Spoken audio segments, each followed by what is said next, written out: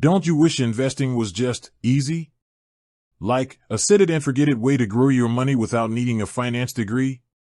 That's the promise of apps like Acorns, but it raises a critical question. Is Acorns a platform you should be using for your short-term financial goals, or is it truly built for the long haul? Stick around because the answer isn't just about the technology, it's about the fees. Acorns, a long-term foundation deciduous tree. The simple answer is that Acorns is overwhelmingly better for long-term investing. Here's why. Core philosophy: Acorns is built on the time-tested principles of long-term investing.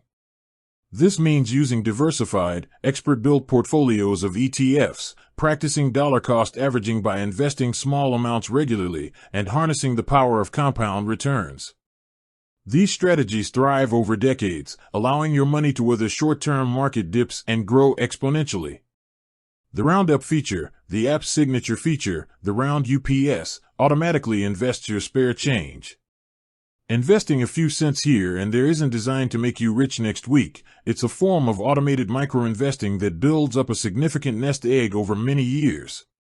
Retirement and kids accounts. Acorns offers dedicated accounts like Acorns Later for IRAs and Acorns Early for custodial accounts. These accounts are explicitly tied to long-term goals like retirement and a child's future, reinforcing the platform's long-term focus. The problem with short-term goals chart decreasing. When it comes to using Acorns for short-term goals, say, a down payment on a car in 2 years, it runs into two main issues: risk and fees. First, risk. Since Acorns invests your money into the stock and bond markets via ETFs, your balance will fluctuate. For money you need in the next 1 to 5 years, you generally want a very conservative, stable place to hold it, like a high-yield savings account or a short-term CD. The risk of a market downturn forcing you to pull out your money at a loss is too high for true short-term goals. Second, and most importantly, are the fees.